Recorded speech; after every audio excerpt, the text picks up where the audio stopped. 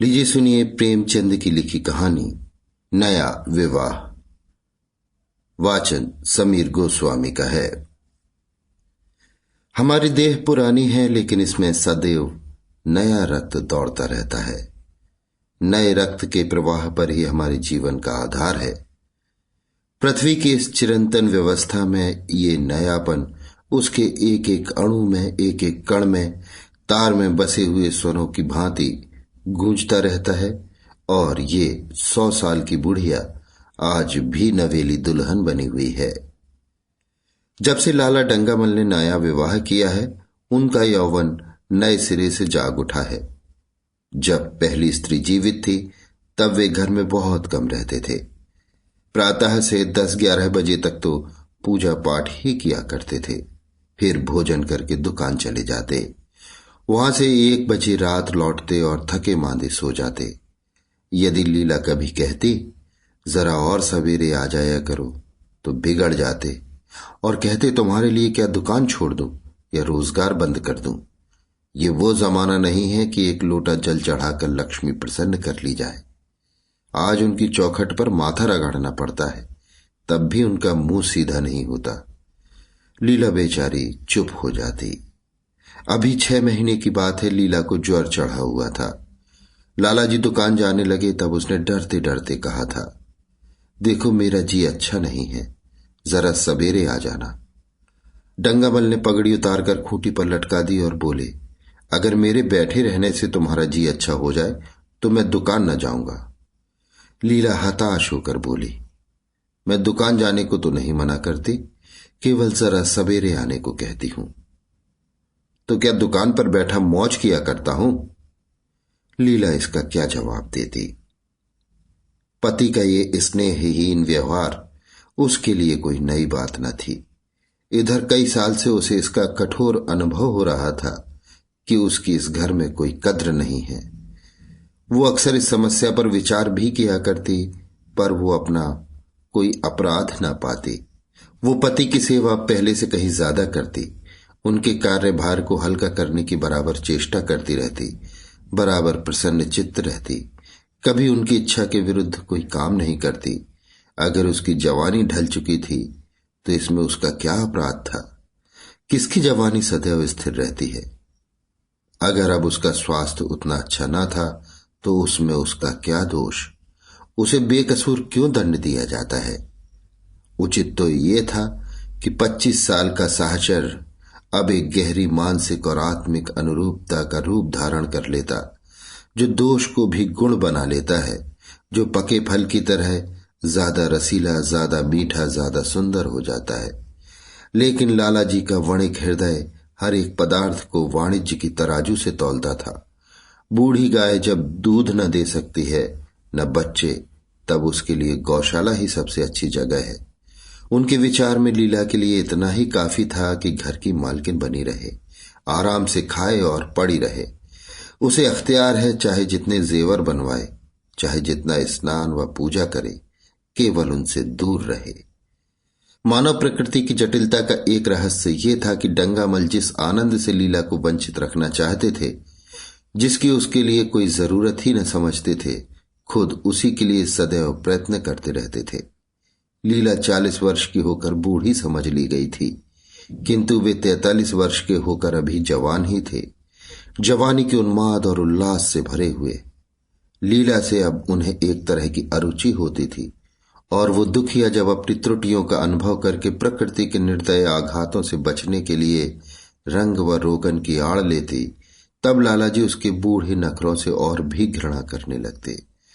वे कहते, वाह हरी तृष्णा, 7 लड़कों की तो मां हो गई, बाल खिचड़ी हो गए, चेहरा धुले हुए फलालेन की तरह सिकुड़ गया, मगर आपको अभी भी महावर, सिंदूर, मेहंदी और उपटन की हवस बाकी ही है। औरतों का स्वभाव भी कितना विचित्र है, ना जाने क्यों बनाव सिंगार पर इतना जान देती हैं। पूछो अब तुम्हें और क्या चाहिए? क्यों नहीं मन को समझा लेती कि जवानी विदा हो गई और इन उपादानों से वो वापस नहीं बुलाई जा सकती। लेकिन वे खुद जवानी का स्वप्न देखते रहते थे। उनकी जवानी की तृष्णा अभी शांत न हुई थी। जाड़ों में रसों और पार्कों का सेवन करते थे। हफ्ते में 2 बार खिजाब लगाते और एक डॉक्टर से मंकी ग्लैंड के विषय में पत्र व्यवहार कर रहे थे। लीला ने उन्हें असमंजस में देखकर कातर स्वर में पूछा, कुछ बतला सकते हो, कै बजे आओगे? लाला जी ने शांत भाव से पूछा, तुम्हारा जी आज कैसा है?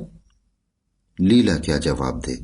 अगर कहती कि बहुत खराब है तो शायद वे महाशय वहीं बैठ जाएं और उसे जली कटी सुनाकर अपने दिल का बुखार निकालें। अगर कहती कि अच्छी हूं तो शायद निश्चिंत होकर 2 बजे तक कहीं खबर लें। इस दुविधा में डरते डरते बोली, अब तक तो हल्की थी लेकिन अब कुछ भारी हो रही है। तुम जाओ, दुकान पर लोग तुम्हारी राह देखते होंगे। हाँ, ईश्वर के लिए 1-2 न बजा देना। लड़के सो जाते हैं, मुझे जरा भी अच्छा नहीं लगता, जी घबराता है। सेठ जी ने अपने स्वर में स्नेह की चाशनी देकर कहा, 12 बजे तक आ जरूर जाऊंगा। लीला का मुख धूमिल हो गया। उसने कहा, 10 बजे तक नहीं आ सकते? 11:30 से पहले किसी तरह नहीं। नहीं, 10:30। अच्छा, 11 बजे। लाला वादा करके चले गए, लेकिन 10 बजे रात को एक मित्र ने मुजरा सुनने के लिए बुला भेजा। इस निमंत्रण को कैसे इनकार कर देते? जब एक आदमी आपको खातिर से बुलाता है तब ये कहां की भलमनसाहत है कि आप उसका निमंत्रण अस्वीकार कर दें। लाला जी मुजरा सुनने चले गए। 2 बजे लौटे। चुपके से आकर नौकर को जगाया और अपने कमरे में आकर लेट रहे। लीला उनकी राह देखती प्रतिक्षण विकल वेदना का अनुभव करती हुई न जाने कब सो गई थी।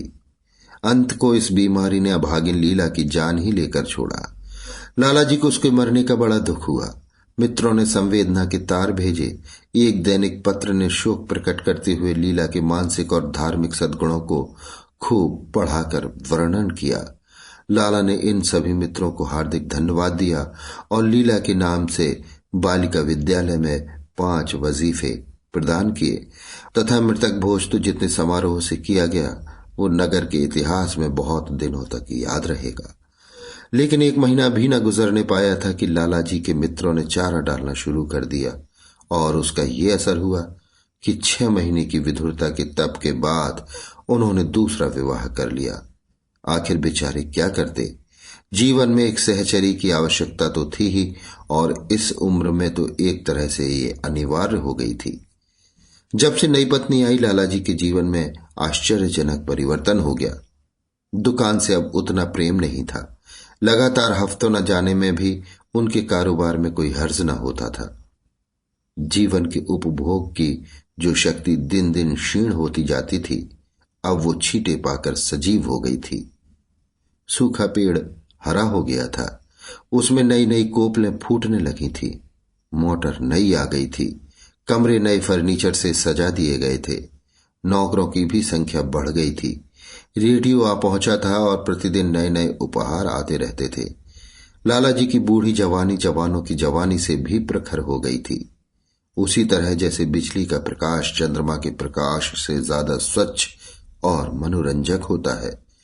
लाला जी को उनके मित्र इस रूपांतर पर बधाइयां देते जब वे गर्व के साथ कहते, भाई हम तो हमेशा जवान रहे और हमेशा जवान रहेंगे। बुढ़ापा यहां आए तो उसके मुंह में कालिख लगाकर गधों पर उल्टा सवार करा के शहर से निकाल दे। जवानी और बुढ़ापे को ना जाने क्यों लोग अवस्था से संबंध कर देते हैं। जवानी का उम्र से उतना ही संबंध है जितना धर्म का आचार से, रुपए का ईमानदारी से, रूप का श्रृंगार से। आजकल के जवानों को आप जवान कहते हैं। उनकी 1000 जवानियों को अपने 1 घंटे से भी न बदलूंगा। मालूम होता है उनकी जिंदगी में कोई उत्साह ही नहीं, कोई शौक नहीं। जीवन क्या है? गले में पड़ा हुआ एक ढोल है। यही शब्द घटा बढ़ाकर वे आशा के हृदय पटल पर अंकित करते रहे थे। उससे बराबर सिनेमा, थिएटर और दरिया की सैर के लिए आग्रह करते रहते। लेकिन आशा को न जाने क्यों इन बातों में जरा भी रुचि न थी। वो जाती तो थी मगर बहुत टाल टूल करने के बाद। एक दिन लाला जी ने आकर कहा, चलो आज बजरे पर दरिया की सैर करें। वर्षा के दिन थे। दरिया चढ़ा हुआ था। मेघमालाएं अंतर्राष्ट्रीय सेनाओं की भांति रंग बिरंगी वर्दियां पहने आकाश में कवायद कर रही थी। सड़क पर लोग मलार और 12 मासा गाते चलते थे। बागों में झूले पड़ गए थे। आशा ने बेदिली से कहा, मेरा जी तो नहीं चाहता। लाला जी ने मृदु प्रेरणा के साथ कहा, तुम्हारा मन कैसा है जो आमोद प्रमोद की ओर आकर्षित नहीं होता? चलो जरा दरिया की सैर देखो। सच कहता हूं, बजरे पर बड़ी बहार रहेगी। आप जाए, मुझे और कोई काम करने हैं। काम करने को आदमी है, तुम क्यों काम करोगे? महाराज, अच्छे सालन नहीं पका था, आप खाने बैठेंगे तो यों ही उठ जाएंगे। आशा अपने अवकाश का बड़ा भाग लाला जी के लिए तरह तरह का भोजन पकाने में ही लगाती थी। उसने किसी से सुन रखा था कि एक विशेष अवस्था के बाद पुरुष के जीवन का सबसे बड़ा सुख रसना का स्वाद ही रह जाता है। लाला जी की आत्मा खिल उठी। उन्होंने सोचा कि आशा को उनसे कितना प्रेम है कि वो दरिया की सैर को उनकी सेवा के लिए छोड़ रही है। एक लीला थी कि मान न मान चलने को तैयार रहती थी। पीछा छुड़ाना पड़ता था, खामोखा सिर पर सवार हो जाती थी और सारा मजा किरकिरा कर देती थी। स्नेह भरे उलाहने से बोले, तुम्हारा मन भी विचित्र है। अगर एक दिन सालन फीका ही रहा, ऐसा क्या तूफान आ जाएगा? तुम तो मुझे बिल्कुल निकम्मा बनाए देते हो। अगर तुम न चलोगी तो मैं भी न जाऊंगा। आशा ने जैसे गले से फंदा छुड़ाते हुए कहा, आप भी तो मुझे इधर उधर घुमा घुमा कर मेरा मिजाज बिगाड़ देते हैं। ये आदत पड़ जाएगी तो घर का धंधा कौन करेगा? मुझे घर के धंधों की रत्ती भर परवाह नहीं, बाल की नोक के बराबर भी नहीं। मैं चाहता हूं कि तुम्हारा मिजाज बिगड़े और तुम गृहस्थी की चक्की से दूर रहो। और तुम मुझे बार बार आप क्यों कहती हो? मैं चाहता हूं तुम मुझे तुम कहो, तू कहो, गालियां दो, धौल जमाओ। तुम तो मुझे आप कह के जैसे देवता के सिंहासन पर बैठा देती हो। मैं अपने घर में देवता नहीं, चंचल बालक बनना चाहता हूं। आशा ने मुस्कुराने की चेष्टा करके कहा, भला मैं आपको तुम कहूंगी? तुम बराबर वाले को कहा जाता है कि बड़ों को? मुनीम ने 1 लाख के घाटे की खबर सुनाई होती तो शायद लाला जी को इतना दुख न होता जितना आशा के इन कठोर शब्दों से हुआ। उनका सारा उत्साह, सारा उल्लास जैसे ठंडा पड़ गया। सिर पर बाकी रखी हुई फूलदार टोपी, गले में पड़ी हुई जोगिए रंग की चुनी हुई रेशमी चादर, वो तंजेब का बेलदार कुर्ता जिसमें सोने के बटन लगे हुए थे, ये सारा ठाठ कैसे उन्हें हास्यजनक जान पड़ने लगा, जैसे वो सारा नशा किसी मंत्र से उतर गया हो। निराश होकर बोले, तो तुम्हें चलना है या नहीं? मेरा जी नहीं चाहता। तो मैं भी ना जाऊं? मैं आपको कब मना करती हूं? फिर आप कहा? आशा ने जैसे भीतर से जोर लगाकर कहा, तुम। और उसका मुखमंडल लज्जा से आरक्त हो गया। हां, इसी तरह तुम कहा करो। तो तुम नहीं चल रही हो? अगर मैं कहूं तुम्हें चलना पड़ेगा? तब चलूंगी, आपकी आज्ञा मानना मेरा धर्म है। लाला जी आज्ञा न दे सके। आज्ञा और धर्म जैसे शब्द उनके कानों में चुभने से लगे। खिसियाए हुए बाहर को चल पड़े। उस वक्त आशा को उन पर दया आ गई। बोली, तो कब तक लौटोगे? मैं नहीं जा रहा हूं। अच्छा, तो मैं भी चलती हूं। जैसे कोई जिद्दी लड़का रोने के बाद अपनी इच्छित वस्तु पाकर उसे पैरों से ठुकरा देता है, उसी तरह लाला जी ने मुंह बनाकर कहा, तुम्हारा जी नहीं करता तो ना चलो, मैं आग्रह नहीं करता। आप नहीं, तुम बुरा मान जाओगे। आशा गई, लेकिन उमंग से नहीं।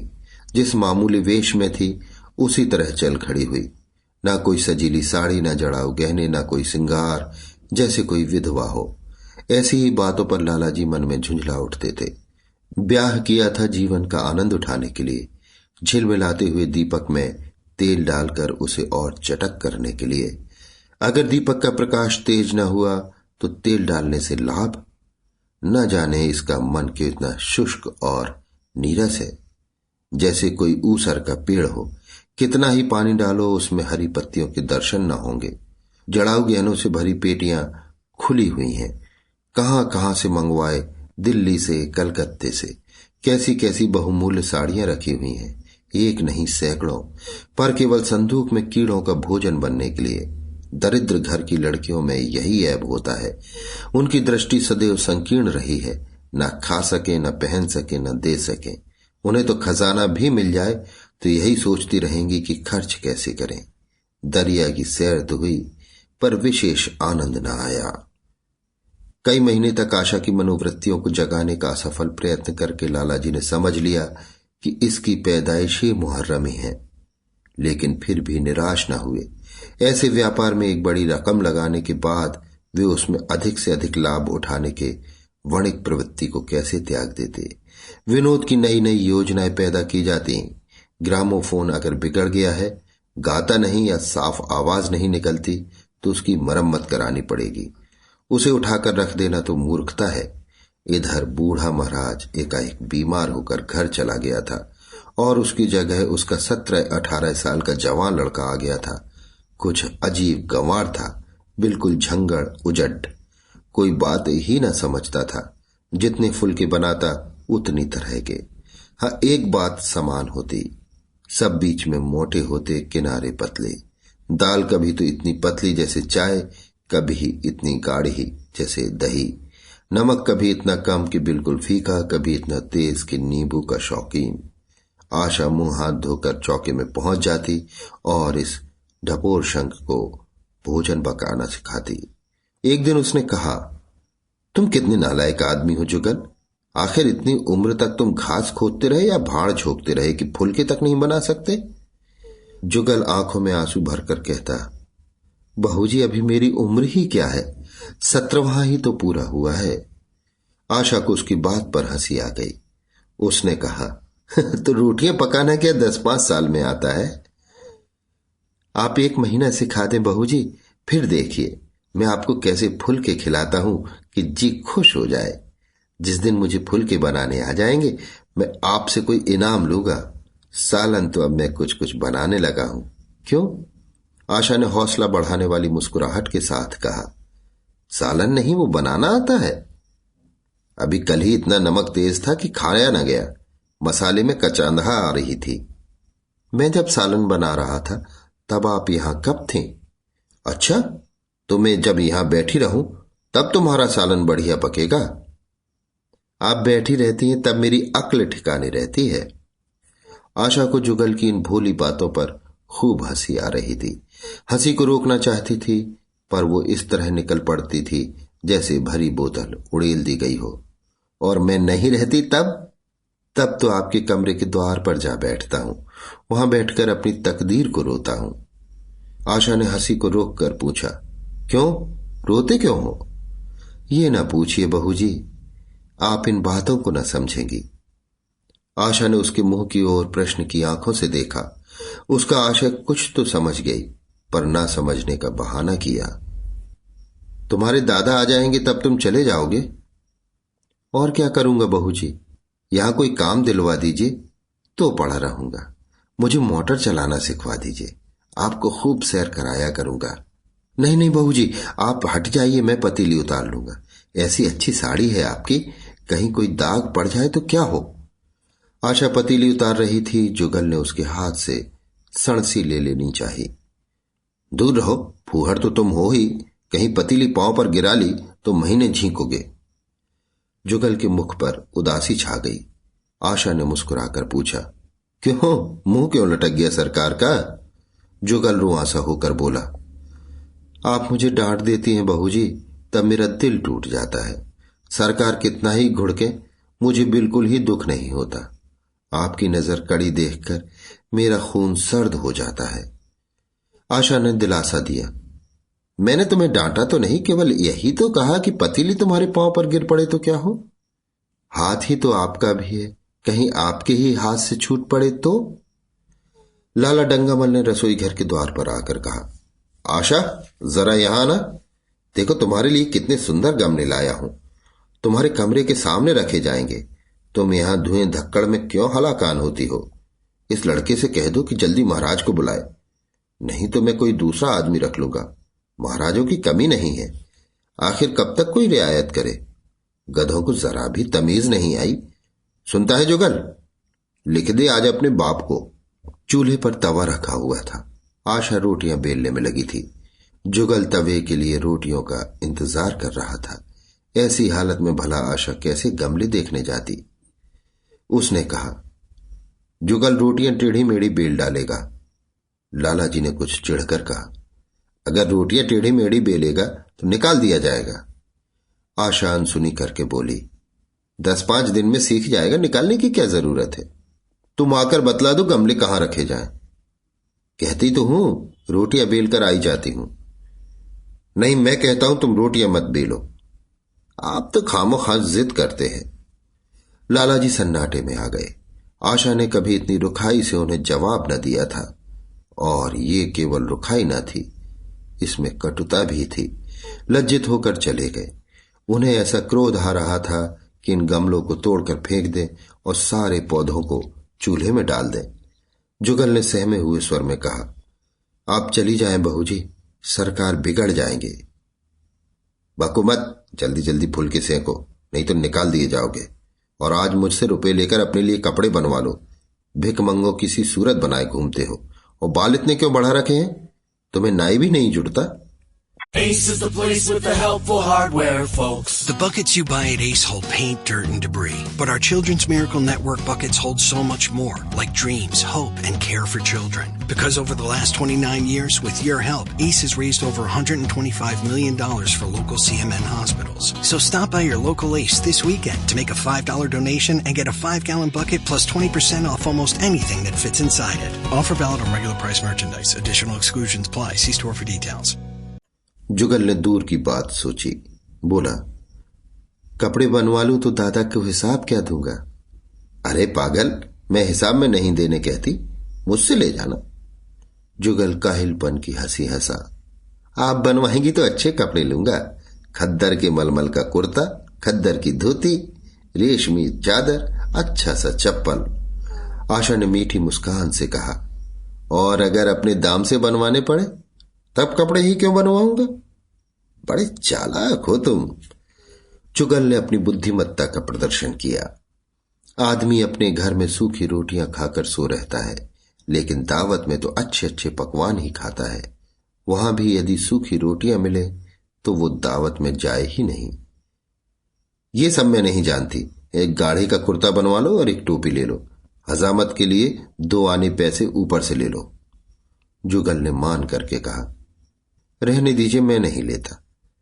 अच्छे कपड़े पहनकर निकलूंगा, तब तो आपकी याद आवेगी। सड़ियल कपड़े पहनकर तो और जी चलेगा। तुम स्वार्थी हो, मुफ्त के कपड़े लोगे और साथ ही बढ़िया भी। हाँ, जब यहां से जाने लगूं तब आप मुझे अपना एक चित्र दीजिएगा। मेरा चित्र लेकर क्या करोगे? अपनी कोठरी में लगाऊंगा और नित्य देखा करूंगा। बस वही साड़ी पहनकर खिंचवाना जो कल पहनी थी, और वही मोतियों की माला भी हो। मुझे नंगी नंगी सूरत अच्छी नहीं लगती। आपके पास तो बहुत गहने होंगे, आप पहनती क्यों नहीं? तो तुम्हें गहने अच्छे लगते हैं? बहुत। लालाजी ने फिर आकर जलते हुए मन से कहा, अभी तक तुम्हारी रोटियां नहीं पकी जुगल। अगर कल से तूने अपने आप अच्छी रोटियां न पकाई तो मैं तुझे निकाल दूंगा। आशा ने तुरंत हाथ मुंह धोया और बड़े प्रसन्न मन से लालाजी के साथ गमले देखने चली। इस समय उसकी छवि में प्रफुल्लता की रौनक थी। बातों में भी जैसे शक्कर घुली हुई थी। लालाजी का सारा खिसियानापन मिट गया। उसने गमलों को मुग्धा आंखों से देखा। उसने कहा, मैं इनमें से कोई गमला न जाने दूंगी। सब मेरे कमरे के सामने रखवाना। सब। कितने सुंदर पौधे हैं, वाह! इनके हिंदी नाम भी मुझे बतला देना। लालाजी ने छेड़ा, सब गमले लेकर क्या करोगे? 10-5 पसंद कर लो, शेष में बाहर रखवा दूंगा। जी नहीं, मैं एक भी न छोड़ूंगी, सब यहीं रखे जाएंगे। बड़ी लालचिन हो तुम। लालचिन ही सही, मैं आपको एक भी न दूंगी। 2-4 तो दे दो, इतनी मेहनत से लाया हूं। जी नहीं, इनमें से एक भी न मिलेगा। दूसरे दिन आशा ने अपने को आभूषण से खूब सजाया और फिरोजी साड़ी पहनकर निकली।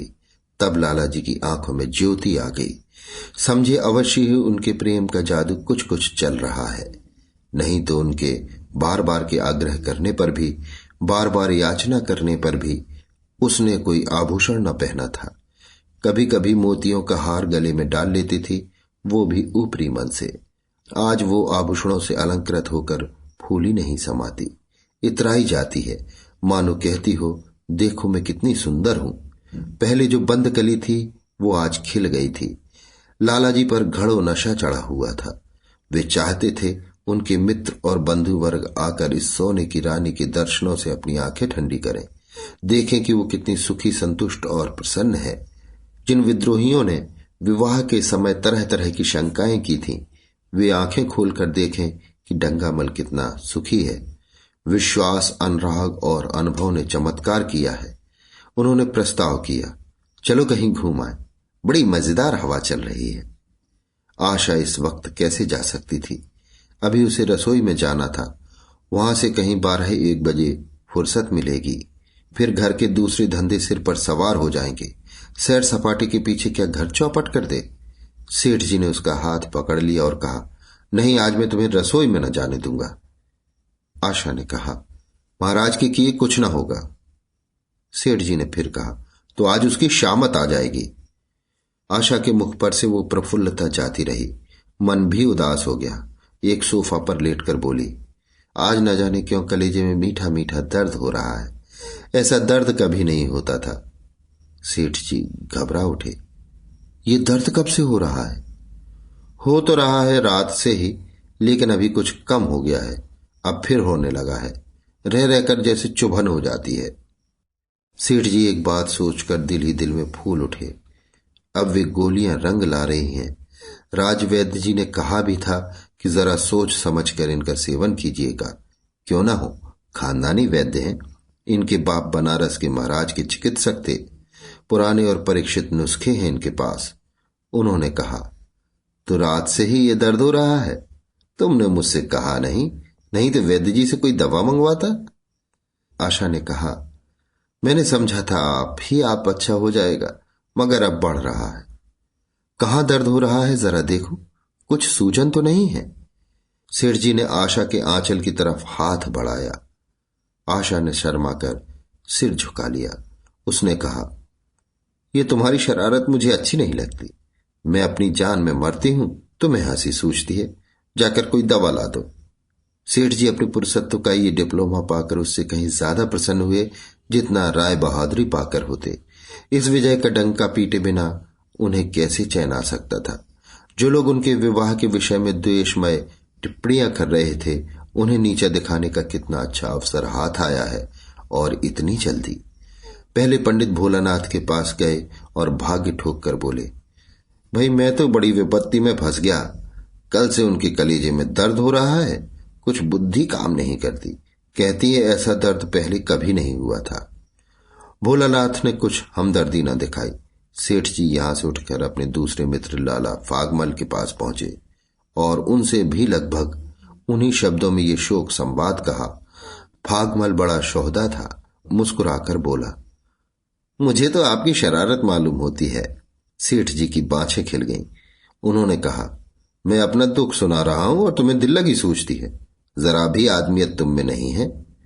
मैं दिल लगी नहीं कर रहा हूं, इसमें दिल लगी की क्या बात है? वे हैं कमसिन कोमलांगी, आप ठहरे पुराने लठैत दंगल के पहलवान। बस अगर ये बात न निकले तो मूछें मुड़ा लूं। सेठ जी की आंखें जगमगा उठी। मन में यौवन की भावना प्रबल हो उठी और उसके साथ ही मुख पर भी यौवन की झलक आ गई। छाती जैसे कुछ फैल गई। चलते समय उनके पग कुछ अधिक मजबूती से जमीन पर पड़ने लगे और सिर की टोपी भी न जाने कैसे बाकी हो गई। आकृति से बांकपन की शान बरसने लगी। जुगल ने आशा को सिर से पांव तक जगमगाते देखकर कहा, बस बहू जी, आप इसी तरह पहने ओढ़े रहा करें। आज मैं आपको चूल्हे के पास न जाने दूंगा। आशा ने नयन बाण चलाकर कहा, क्यों आज ये नया हुक्म क्यों? पहले तो तुमने कभी मना नहीं किया। आज की बात दूसरी है। जरा सुनो क्या बात है। मैं डरता हूं आप कहीं नाराज ना हो जाएं। नहीं नहीं, कहो, मैं नाराज ना होंगी। आज आप बहुत सुंदर लग रही हैं। लाला डंगामल ने असंख्य बार आशा के रूप और यौवन की प्रशंसा की थी, मगर उनकी प्रशंसा में उसे बनावट की गंध आती थी। ये शब्द उनके मुख से निकलकर कुछ ऐसे लगते थे जैसे कोई पंगु दौड़ने की चेष्टा कर रहा हो। जुगल के इन सीधे शब्दों में एक उन्माद था, नशा था, एक चोट थी। आशा की सारी देह प्रकंपित हो गई। तुम मुझे नजर लगा दोगे जुगल? इस तरह क्यों घूरते हो? जब यहां से चला जाऊंगा तब आपकी बहुत याद आएगी। रसोई पकाकर तुम सारे दिन क्या किया करते हो? दिखाई नहीं देते। सरकार रहते हैं इसलिए नहीं आता। फिर अब तो मुझे जवाब मिल रहा है। देखिए भगवान कहां ले जाते हैं। आशा की मुख मुद्रा कठोर हो गई। उसने कहा, कौन तुम्हें जवाब देता है? सरकार ही तो कहते हैं तुझे निकाल दूंगा। अपना काम किए जाओ, कोई नहीं निकालेगा। अब तो तुम फुलके भी अच्छे बनाने लगे। सरकार हैं बड़े गुस्सेवर। 2-4 दिन में मैं उनका मिजाज ठीक किए देती हूं। आपके साथ चलते हैं तो आपके बाप से लगते हैं। तुम बड़े मुंहफट हो। खबरदार, जबान संभाल कर बातें किया करो। किंतु अप्रसन्नता का ये झीना आवरण उनके मनोरहस्य को न छिपा सका। वो प्रकाश की भांति उसके अंदर से निकल पड़ता था। जुगल ने फिर उसी निर्भीकता से कहा, मेरा मुंह कोई बंद कर ले। यहां यों सभी यही कहते हैं। मेरा ब्याह कोई 50 साल की बुढ़िया से कर दे तो मैं घर छोड़कर भाग जाऊं, या तो खुद जहर खा लूं या उसे जहर देकर मार डालूं। फांसी ही तो होगी। आशा उस कृत्रिम क्रोध को कायम न रख सकी। जुगल ने उसकी हृदय वीणा के तारों पर मिजराब की ऐसी चोट मारी थी कि उसके बहुत जब्त करने पर भी मन की व्यथा बाहर निकल आई। उसने कहा, भाग्य भी तो कोई वस्तु है। ऐसा भाग जाए भाड़ में। तुम्हारा ब्याह किसी बुढ़िया से ही करूंगी, देख लेना। तो मैं भी जहर खा लूंगा, देख लीजिएगा। क्यों? बुढ़िया तुम्हें जवान स्त्री से ज्यादा प्यार करेगी, ज्यादा सेवा करेगी, तुम्हें सीधे रास्ते पर रखेगी। ये सब मां का काम है। बीवी जिस काम के लिए है उसी काम के लिए है। आखिर बीवी किस काम के लिए है? मोटर की आवाज आई। ना जाने कैसे आशा के सिर का अंचल खिसक कर कंधों पर आ गया। उसने जल्दी से अंचल खींचकर सिर पर कर लिया और ये कहती हुई अपने कमरे की ओर लपकी कि लाला भोजन करके चले जाएं, तब आना। अभी आप सुन रहे थे प्रेमचंद की लिखी कहानी नया विवाह। वाचन समीर गोस्वामी का था।